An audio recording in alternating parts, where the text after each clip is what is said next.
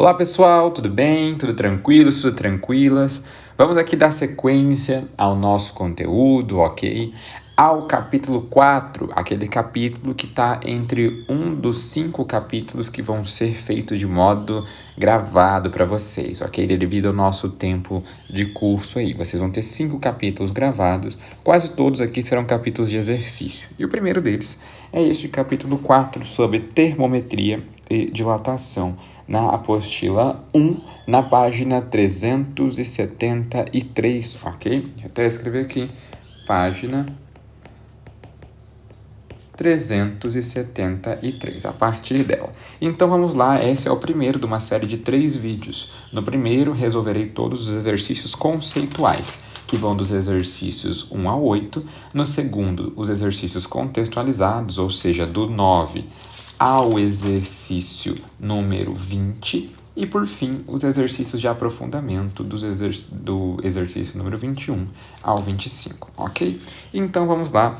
Vou deixar isso aqui disponibilizado em PDF para vocês também, após este vídeo. Seguindo, exercício número 1 do nosso material, capítulo 4. O slide, denominado ao skate futurista, usa a levitação magnética para manter-se longe do chão, ok? E ainda ser capaz de carregar o peso de uma pessoa. O mesmo princípio é utilizado, por exemplo, em trens ultra-rápidos japoneses. Para funcionar, o slide deve ter uma estrutura metálica interna resfriada a temperaturas baixíssimas, alcançadas com nitrogênio líquido. Daí a fumaça que se vê nas imagens, que na verdade é o nitrogênio vaporizando novamente devido à temperatura ambiente, que para permanecer no estado líquido deve ser mantido a aproximadamente menos 200 graus Celsius. Então temos uma informação importante aqui. Então, quando o nitrogênio acaba, o skate para de voar. Com relação ao texto, a temperatura do nitrogênio líquido de menos 200 graus Celsius, que se resfria, a estrutura metálica interna do slide, quando convertida para a escala Fahrenheit e Kelvin, seria respectivamente. Então, o que ele quer saber da gente, basicamente, é quanto vale menos 200 graus Celsius em Fahrenheit e em Kelvin. Então, a gente vai fazer essa conversão, ok? Dando um zoom aqui para ficar mais fácil, para que eu consiga converter uma temperatura que está em Celsius para Fahrenheit, eu utilizo a seguinte relação matemática. Celsius sobre 5 é igual a Fahrenheit menos 32 sobre 9. Ok, qual é a temperatura que eu quero converter? Menos 200 graus Celsius. Então, coloco aqui menos 200 sobre 5 é igual a F menos 32 sobre 9. Ok? Isso vai me dar um resultado de menos 200 dividido por 5, né? Isso vai dar menos 40, que é igual a F menos 32 sobre 9. Se eu passar este 9 multiplicando o menos 40, isso vai me dar menos 360, que é igual a F menos 32, ok? F menos 32. Se esse 32 passar para o outro lado somando, vai ficar menos 360 mais 32 é igual a F. Por fim, então, a temperatura em Fahrenheit corresponde a 328 negativo, né? Menos 328. Ok, temos duas possíveis respostas, a letra A e a letra D, ok? Mas agora vamos fazer a conversão para Kelvin, perdão. Para que eu faça a conversão para Kelvin, basta que eu pegue o valor em Celsius e some com 273, conforme a gente demonstrou todas essas equações, né? Então, a temperatura em Kelvin vai ser menos 200 mais 273, ok? Menos 200 mais 273 vai nos dar um valor de 73 positivo, dando para a gente como resposta correta a alternativa letra A. Legalzinha? Deixa eu só apagar isso daqui, porque quando for publicado com vocês, não quero que esse risco apareça. Legal. Então, tá aqui a nossa resolução da questão número 1. Vamos para a questão número 2, ok? Questão número 2. Pode-se medir a temperatura com um termômetro de mercúrio. Neste, a grandeza termométrica é o comprimento L do mercúrio, beleza? É o comprimento L. Tá, de uma coluna capilar medida a partir da origem comum. Verifica-se que quando o termômetro está em equilíbrio térmico com o gelo em infusão, L vale 2,3 centímetros, e quando o equilíbrio térmico é atingido com a água em ebulição no ambiente em que a pressão atmosférica é 1 atm, L vale 12,34. Calcule, letra A, o comprimento da coluna de mercúrio quando a temperatura é de 25 graus Celsius. E letra B, a temperatura ambiente quando L for 8,84. Então vamos lá, pessoal. Existe uma proporção que a gente pode fazer aqui, da seguinte forma. Eu vou abrir uma nova página aqui do lado, ok? Vou começar aqui, questão número 02, porque a gente está sem espaço ali. Vamos lá, então. Eu posso dizer o seguinte, quando está a 0 graus Celsius, o comprimento L vale quanto? O comprimento L, voltando aqui na questão, equivale a 234. E quando está a 100, 12,34, ok? Então, 2,34 e a 100, 12,34 centímetros. Então, percebam o seguinte, se isso é uma proporção linear, né? Quando aqui aumentou 100 números inteiros, né? Aqui aumentou 10 números inteiros. Então, a proporção básica que a gente consegue tirar aqui é a seguinte. Se eu pegar os 100 números inteiros que estão na primeira coluna e os 10 que variaram na segunda, ok? Aqui, graus Celsius para cada centímetro. Então, isso significa, vai dar 10 graus Celsius por centímetro. Isso significa para a gente que a cada 1 centímetro que eu elevo na coluna de mercúrio corresponde a um aumento de 10 graus Celsius, ok? Se a coluna se elevar em 1 centímetro, eu aumentei 10 graus Celsius. Se levar em 2 centímetros, 20 graus Celsius. E assim sucessivamente. A questão da letra A nos pede qual vai ser o comprimento quando a temperatura for de 25. Então, a gente consegue montar uma regra de 3. Se para cada 1 centímetro a temperatura se eleva em 10 graus Celsius, se a temperatura chegar a 25 graus Celsius, ela vai variar quantos centímetros? Resolvendo essa regra de 3 de modo bastante simples aqui, 2,5 centímetros vai ser a elevação desta coluna, ok? Porém, ela já começou com quanto? Ela começou aqui, ó, com 2,34 de altura, ok? Quando estava 0, ela estava 2,34. Quando foi para 25, aumentou 2,5. Então, vou pegar 2,34 mais 2,5, ok? Isso vai me dar um valor igual a, letra A, resposta 4, deixa eu fazer de forma mais completa aqui, né? Então, 2,34 mais 2,5, isso vai me dar um valor de 4,84 centímetros. Então, está aqui respondida a nossa letra A. Vamos para a letra B. Então, a letra B, ela nos sugere o seguinte. Deixa eu colocar aqui a letra A e aqui a letra B. A letra B nos pede qual é a temperatura quando L for 884, né, centímetro, 8,84. O que a gente pode fazer é o seguinte, usar a mesma regra de 3. Se para cada 1 centímetro que eu aumento nessa coluna, corresponde a um aumento de 10 graus Celsius, então, quando esta coluna tiver um aumento de quanto? Olha só, a temperatura que ele quer saber é o seguinte, quando a coluna está a 884, certo? 884, pessoal, a coluna vai estar, quando ela já está a essa temperatura, todavia ela tinha um comprimento inicial de 2,34. Então, de 2,34 até 8,84, aumentou-se 6,5 centímetros. Então, vamos pensar o seguinte, se para cada 1 centímetro que eu aumento nessa coluna corresponde a um aumento de 10 graus Celsius, Se ela aumentou 6,5 centímetros, isso corresponde a um aumento de quanto? Ou seja, x vai dar um aumento de 65 graus Celsius, ok? 65 graus Celsius. Então, se ela estava a 0 e aumentou 65, ela foi para 65 graus Celsius. Então, está aqui respondida a nossa letra B também. Vamos, então, continuar a nossa resolução, ok? Fizemos a letra 2, ok. A letra 2 é ótimo, perdão. A número 2 está aqui feita para a gente. Vamos para a número 3. A gasolina é vendida por litro, mas em sua utilização como combustível, o que importa é a massa.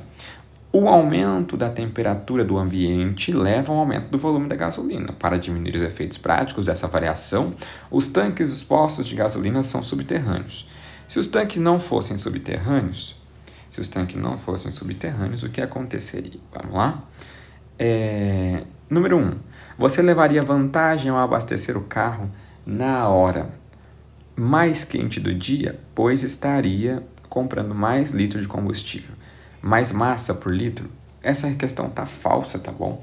Por que ela tá falsa? Porque se eu comprar no período mais quente, a gasolina vai ter dilatado. Então, para uma mesma massa, ela vai ter um volume muito grande.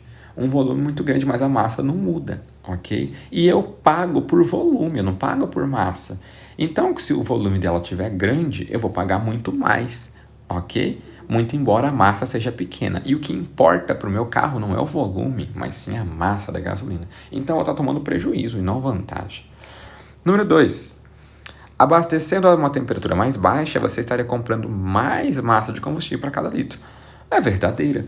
Porque se quando a temperatura é alta, o volume aumenta, quando a temperatura é baixa, a gasolina tende a contrair-se, né? Então, ela vai estar mais compactada, mais densa. Então, para uma mesma massa, para o mesmo volume, eu vou ter muito mais massa concentrada ali, ok?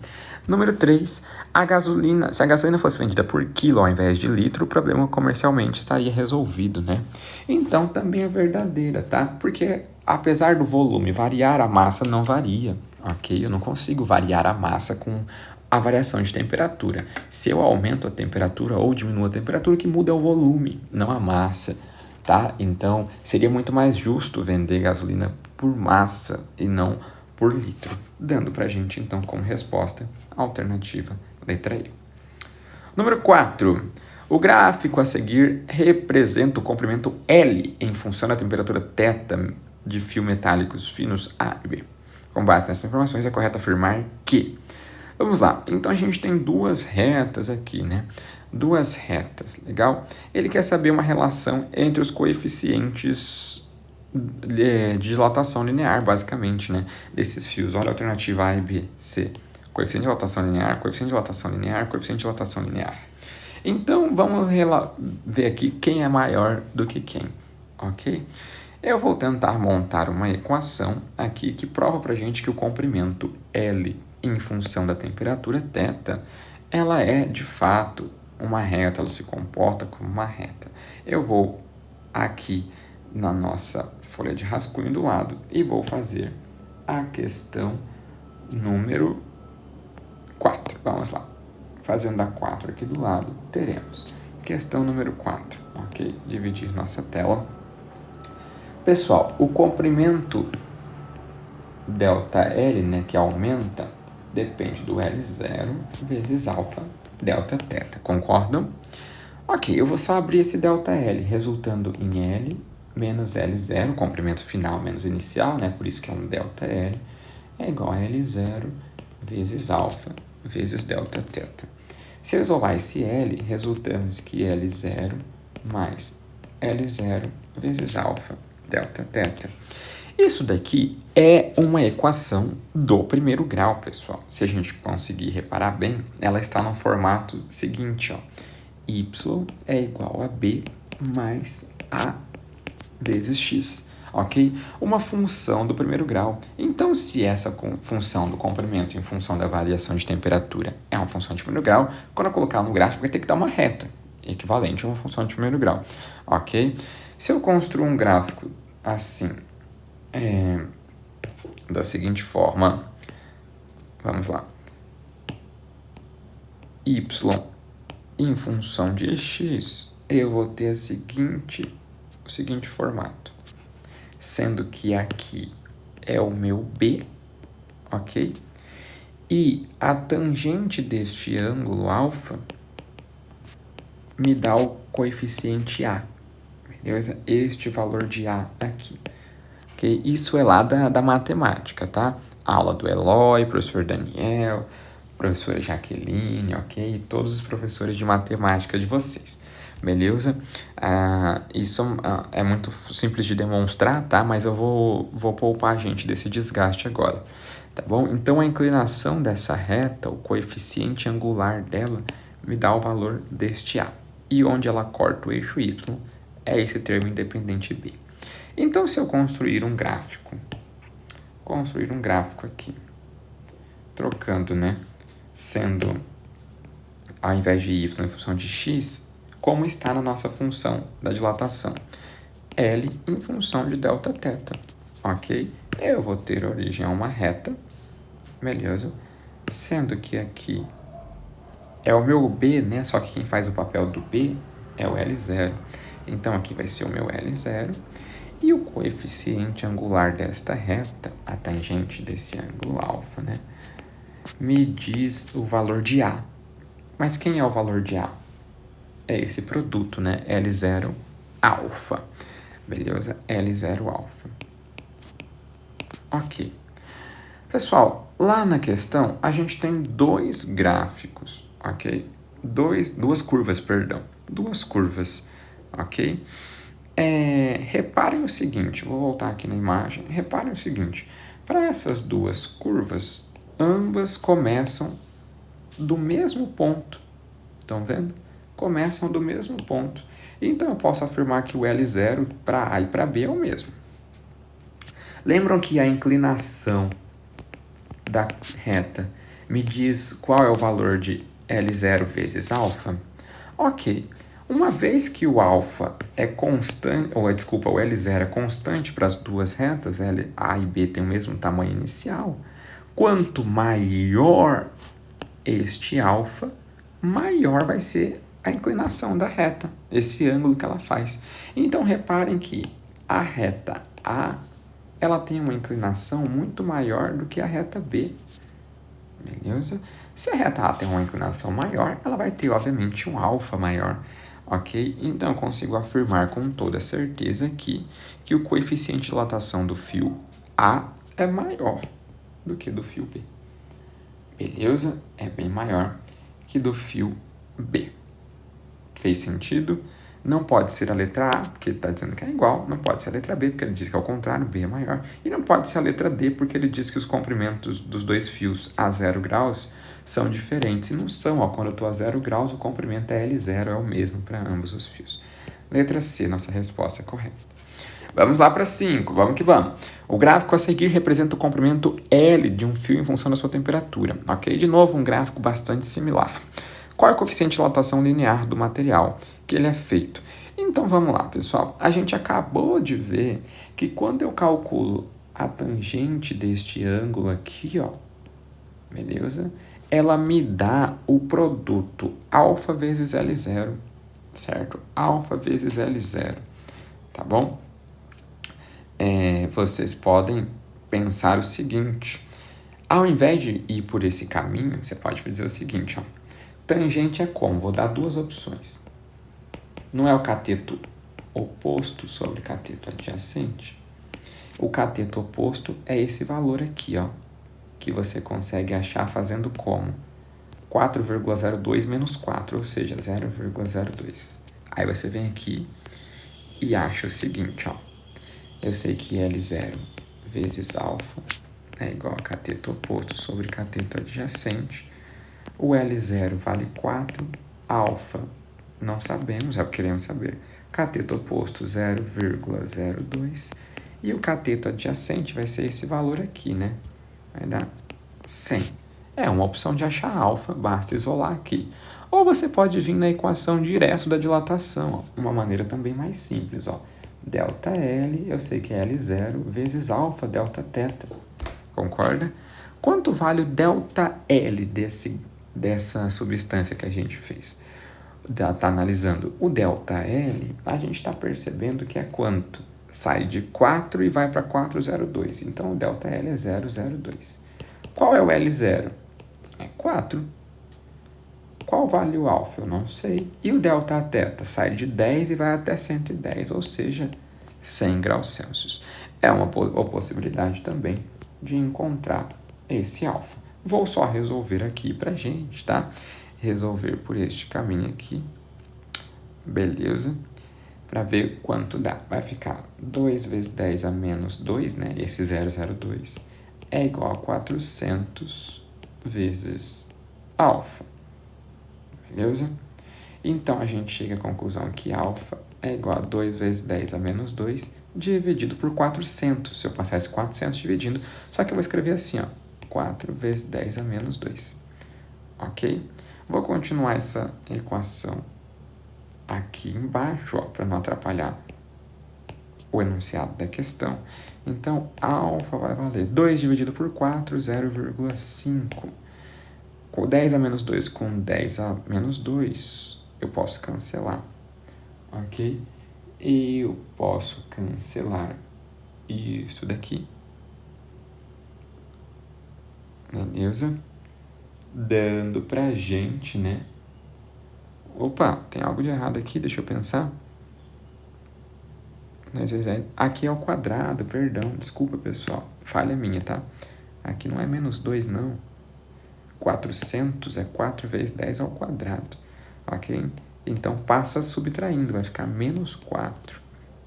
Escrevendo isso numa notação mais elegante, alfa é igual a 5 vezes 10 a menos 5. A unidade de graus Celsius a menos 1. Ok? Resolvido aqui pra gente. Fica a seu critério qual caminho é mais interessante aí. Vamos para o número 6. A densidade absoluta de um material a 20 graus Celsius é 8,19 gramas por centímetros cúbicos. E seu coeficiente de dilatação volumétrico é 5 vezes 10 a menos 4. A temperatura que devemos levar esse corpo para sua densidade torne 0,78. O que a gente pode fazer aqui, pessoal? Podemos fazer o seguinte. Vamos pensar na seguinte questão. Vamos ver se eu tenho espaço aqui. Vou riscar para fazer a questão número 6, ok? Resolvendo essa questão, eu sei que densidade é massa sobre volume, beleza?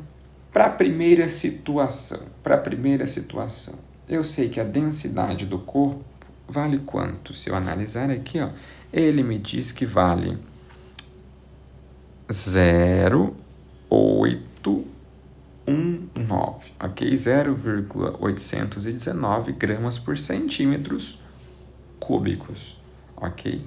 0,819 gramas por centímetros cúbicos. Legal, então vou colocar aqui. Opa!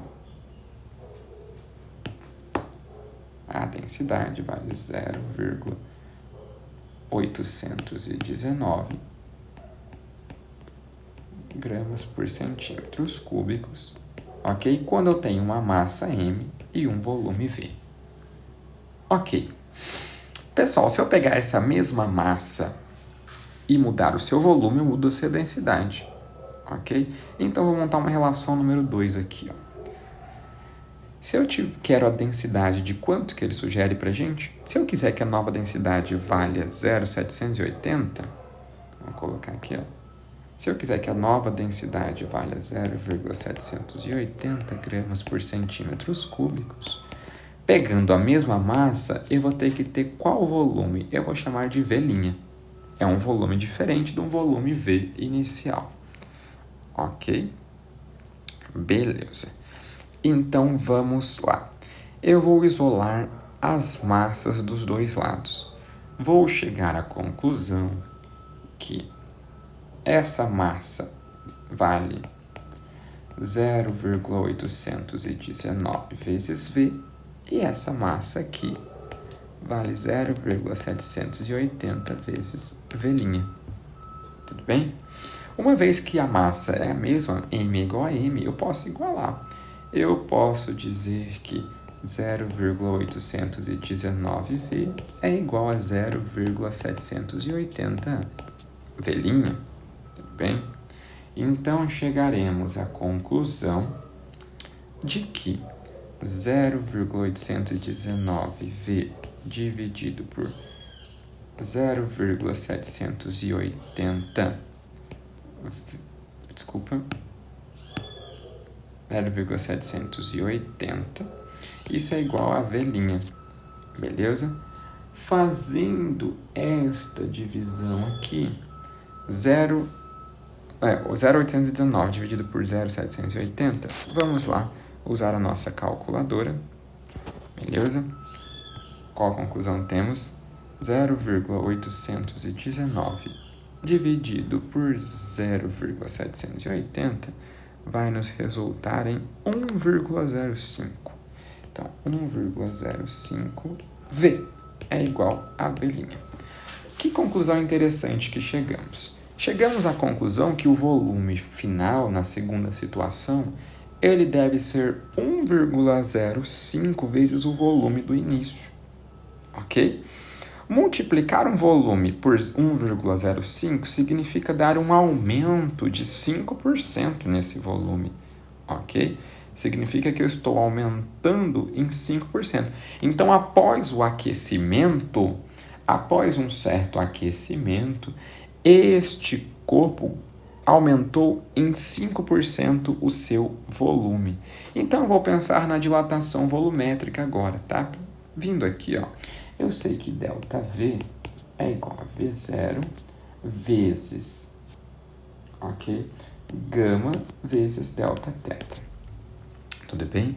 Qual foi o aumento de volume, pessoal? O aumento de volume foi 5% do volume inicial, ok?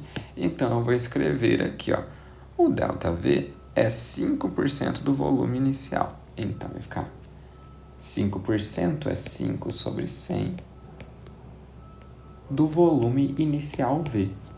Esse volume inicial é V. O gama, ele me disse, né? Ele me disse aqui que vale quanto, ó? 5 vezes 10 a menos 4, ok? 5 vezes 10 a menos 4, então vou colocar aqui, 5 vezes 10 a menos 4, e restou para a gente saber quanto vale essa variação de temperatura. Consigo cancelar V dos dois lados, resultando que 0,05 é igual a 5 vezes 10 a menos 4, vezes Δθ. Vou escrever esse 0,05 de uma forma mais elegante, escrevendo assim: 5 vezes 10 a menos 2 é igual a 5 vezes 10 a menos 4 vezes Δθ. Se eu isolar Δθ, chegaremos em 5 vezes 10 a menos 2 dividido por 5 vezes 10 a menos 4. Isso é igual a Δθ, ok? Cancelando esses 5, chegamos à conclusão que Δθ vale 5 vezes 10 a menos 2 dividido por 5 vezes 10 a menos 4. Isso dá 10 a 2 positivo, ou seja, 100 graus Celsius. E aqui está a nossa resposta para essa questão. Tudo bem? Resolvendo aqui, vale a resposta 100 graus Celsius. Vamos seguindo. Vamos lá, dar sequência. Questão número 7. Em física, podemos dizer que dilatação térmica é o aumento das dimensões de um corpo a partir do aumento de temperatura. Ocorre com quase todos os materiais, nos estados sólido, líquido e gasoso. Dizemos que a dilatação do corpo está relacionada com a agitação térmica das moléculas que o compõem este corpo, pois sabemos que quanto mais quente estiver o corpo, maior será a agitação térmica das suas moléculas. Estamos rodeados de alumínio em nosso dia a dia, em construções, barcos, aviões, automóveis, enfim, em inúmeros lugares. Alumínio continuará a ser um metal importante para o futuro devido à sua resistência, leveza e ao potencial de reciclagem. Você sabia? Os telhados de alumínio refletem 45% dos raios solares. Dessa forma, a temperatura de um sótão pode ser mantida baixa e menos energia é consumida para manter a casa refrigerada no verão. Beleza.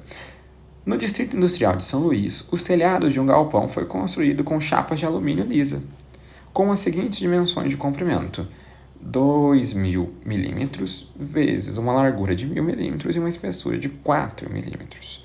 Sabe-se que o coeficiente de dilatação térmico linear do alumínio é 2,2. Desconsidere a espessura dessa chapa, ok?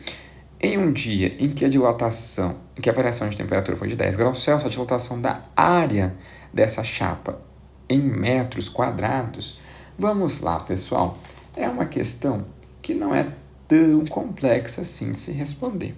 Para eu saber como fazer essa questão, eu vou pensar na situação. Ó. Ele me diz que eu tenho uma certa chapa, ok? Uma certa chapa aqui de alumínio, que tem uma área inicial, ok?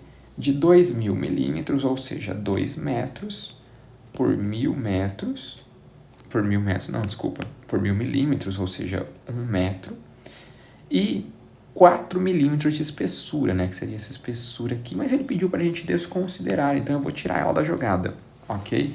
Trata-se de uma dilatação superficial, então eu tenho uma área inicial de 2 metros quadrados, ok? 2 metros quadrados, beleza?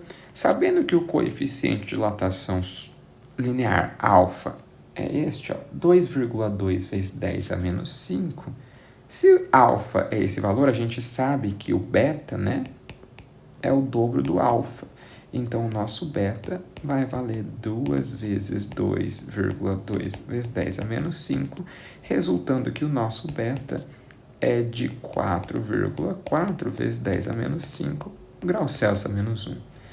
Ora, eu já tenho A0, eu já tenho meu beta, e eu tenho um delta θ, que ele me diz na questão, que é de 10 graus Celsius.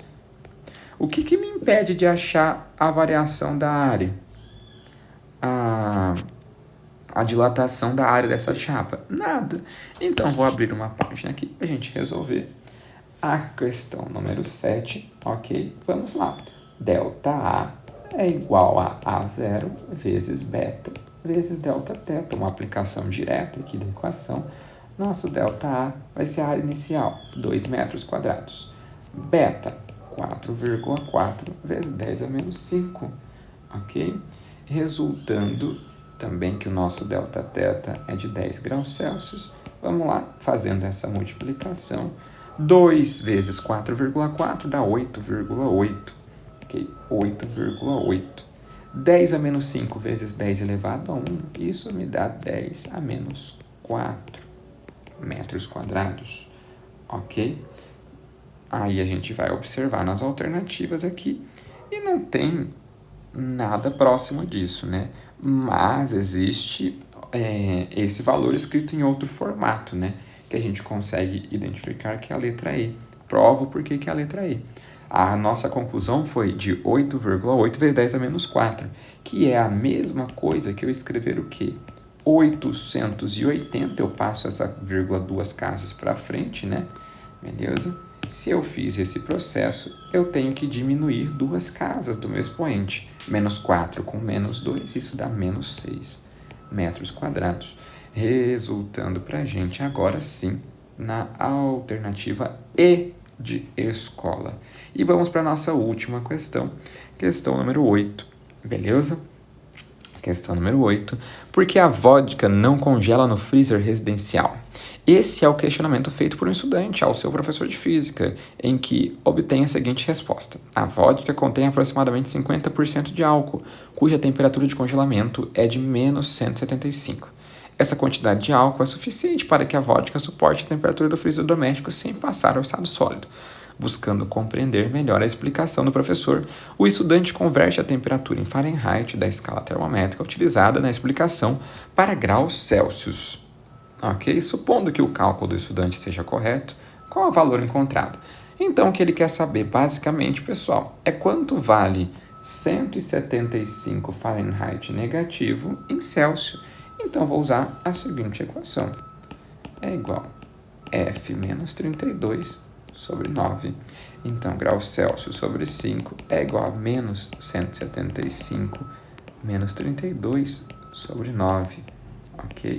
Então, Celsius sobre 5 é igual Menos 175 com menos 32, isso dá menos 307, né? 307. Desculpa, 207, perdão. Menos 207 dividido por 9, ok? Se a gente dividir 207 por 9, isso dá um valor de menos 23. E se eu passar esse 5 multiplicando, vamos chegar à conclusão que isso vai dar o valor de menos 115, resultando para nós na alternativa letra A, ok?